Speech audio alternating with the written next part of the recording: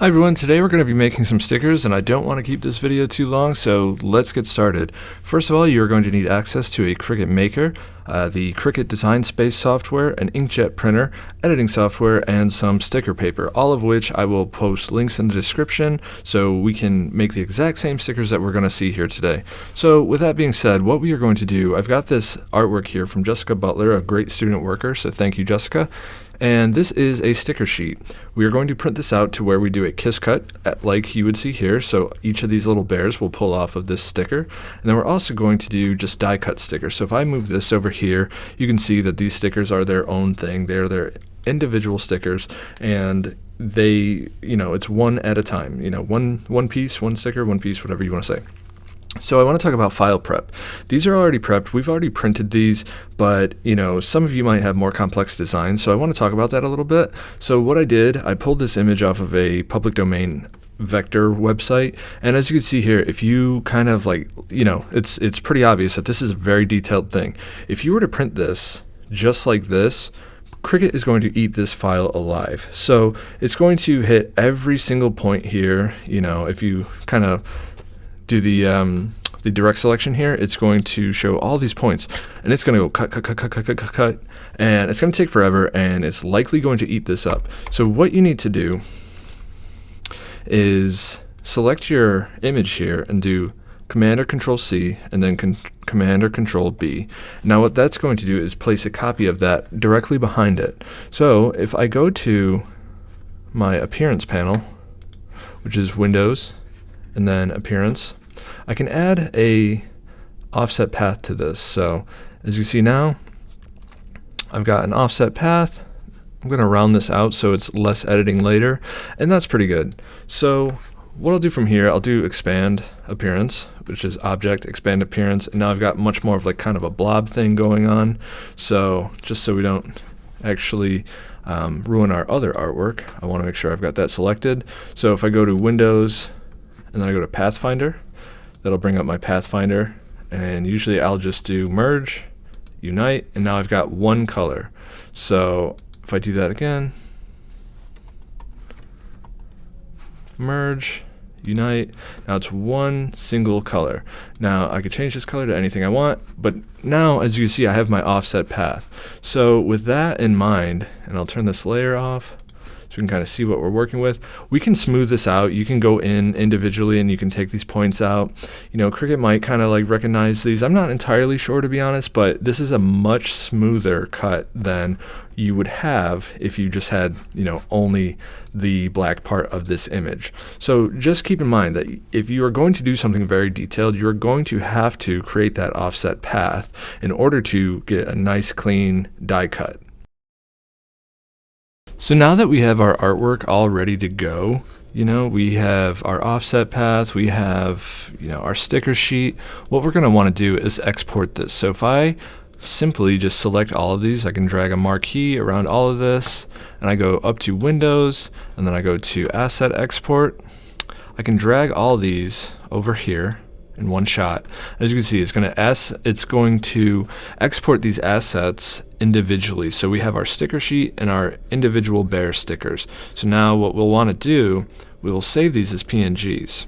And usually, you can do probably 2x or 2 up is probably about good for the scale. I don't think, for our case, that's just what's worked for us. You can do 3 times and, it'll be higher resolution. Your file size might be bigger, but, whatever, if you want to experiment with that, that's fine if you find that's better resolution.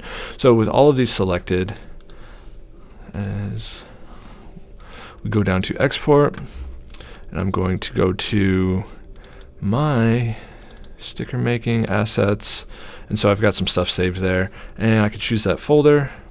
And now if I go down and I go to, I'm just going to back out and go to my sticker making, and this is the folder that I just saved these to. So I've got all these different assets that you can see. So I've got the sticker pack and each individual bear. So now that's pretty much it. So now we're going to have to start working with these PNGs in the Cricut Design Space application. So now that we have our files, we're going to start working in the Cricut Design Space app. There will be a link in the description where you can get this app. It is required to make these stickers.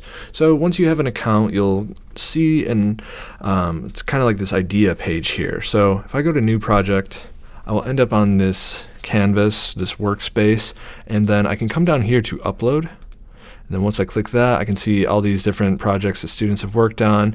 We already have our work uploaded here, but just to kind of go through this process, I will show, let's drag one of these, and I'm going to upload him. So we've got to select what we need. And now I always select complex. I think that you get the best detail out of it when it's said and done, and that we already have our background removed because we made this in Illustrator. We have PNG files. So now that we're at this point, you could do a cut image. All this would do would just cut this shape. So you don't want that. You want print then cut image, because we are going to send this through an inkjet printer first, and then we are going to cut it, as the name suggests. So there it is. If you wanted to, you could just hit add to canvas, and then it'll take you to your canvas, and you could see, you could position this anywhere. So let's delete that. I already have all of ours uploaded because we have made this file before, so the sticker sheet. So I have this collection here, and then all of my all of the bears come up. So if I do add to canvas, let's make sure it is on there. That is indeed on there. So one thing is, we're going to have to size these down, and how we have these sized is going to make this little error over here go away. So if I click on this, it says the image is too large. So the max size for print then cut is 6.76 by 9.26, and honestly I thought this was actually 6.75 by 9.25, which might not make much of a difference, but that's what we originally had the size to. So if we actually just change our height here, it goes to 6.75. So that error goes away, and it always says low resolution, but we know that we brought these in at a higher resolution, so it should be just fine.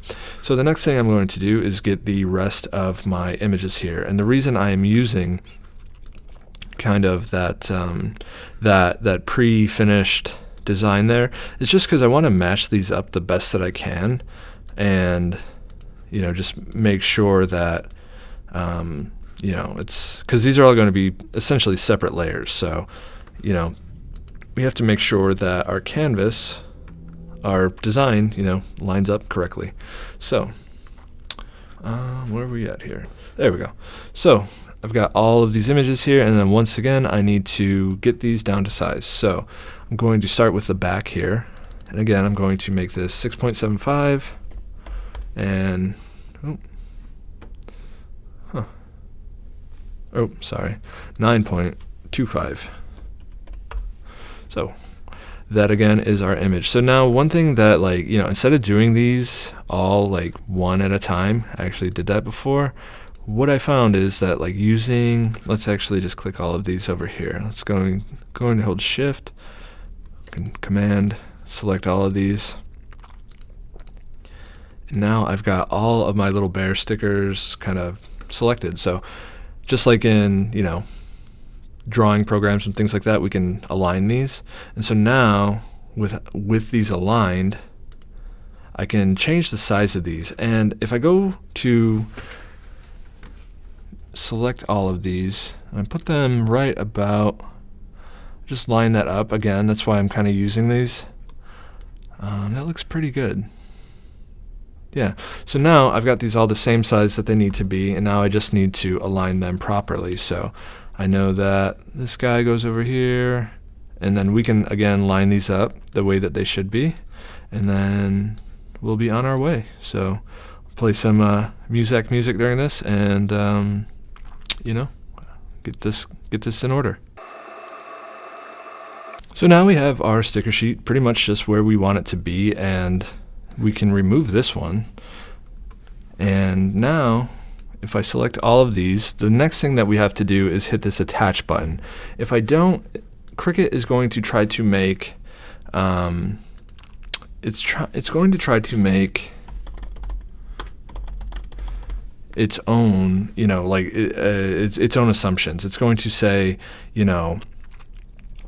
hey, you'll see in just a second here, I'm going to preserve the space as much as I can, but we don't want this. We want our sticker sheet, we want the background, things like that.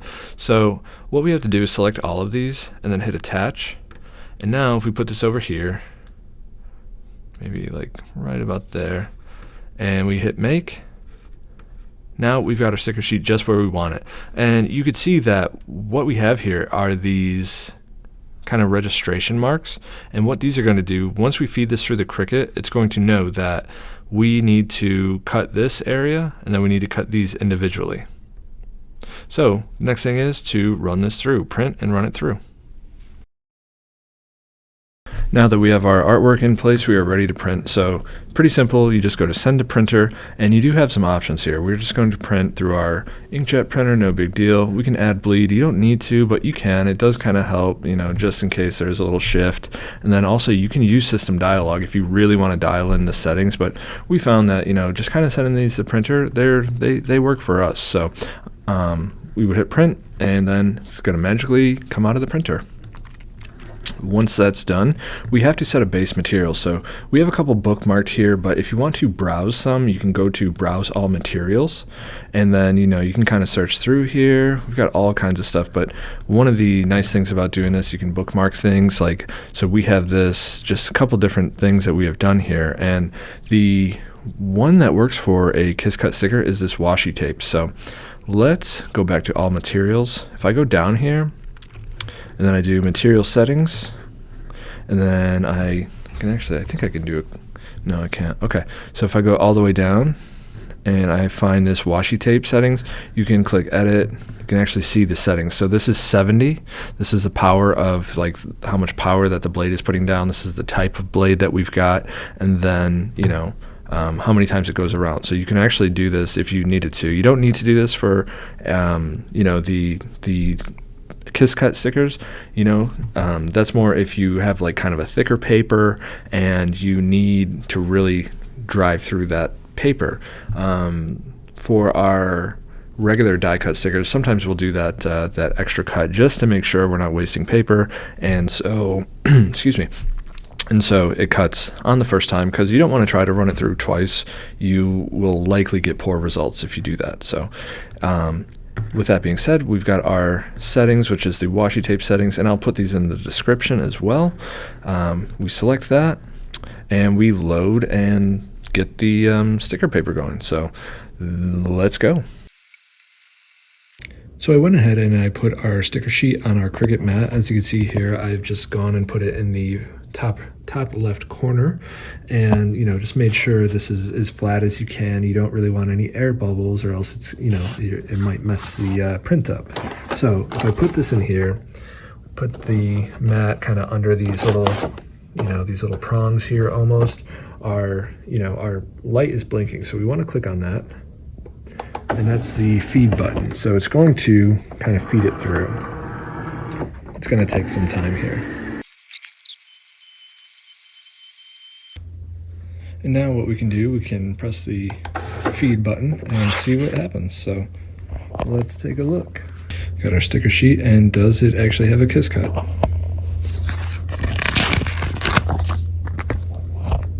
It does. So what we typically do, we will typically go in and crop this manually. So Cricut doesn't allow you to have more than one print then cut feature.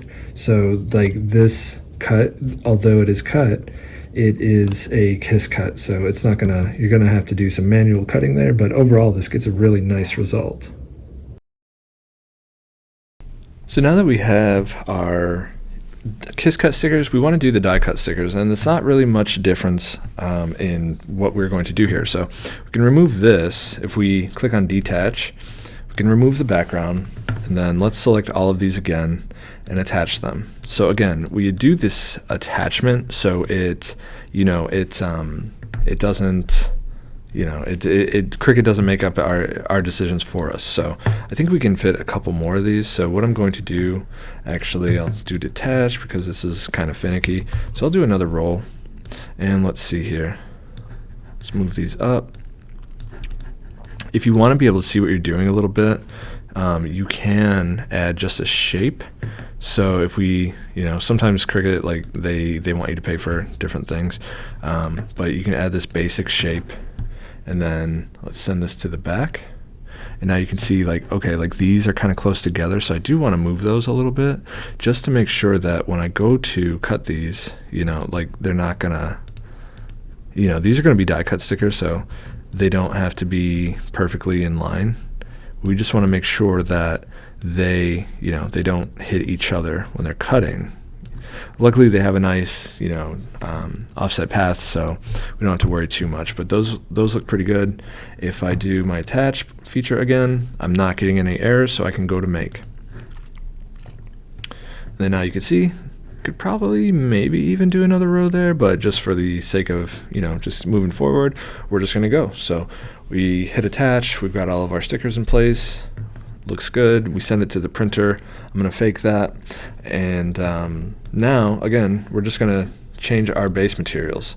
So again, we have these things bookmarked, and I'm going to link to these in the description. We'll have a little kind of handout, I think.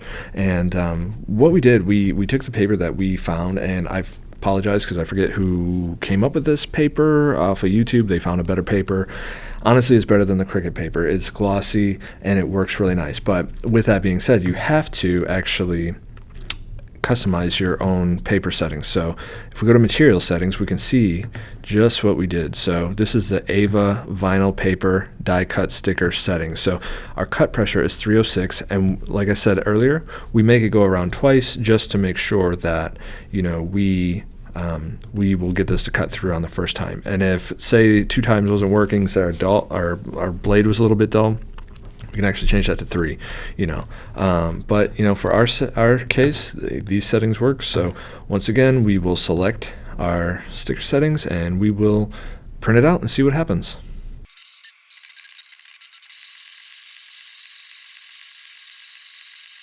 So now we're going to eject and see what happens. As you can see, we've got our die cut sticker. We'll take all these off. And those come out quite nicely. If you have any questions, let us know.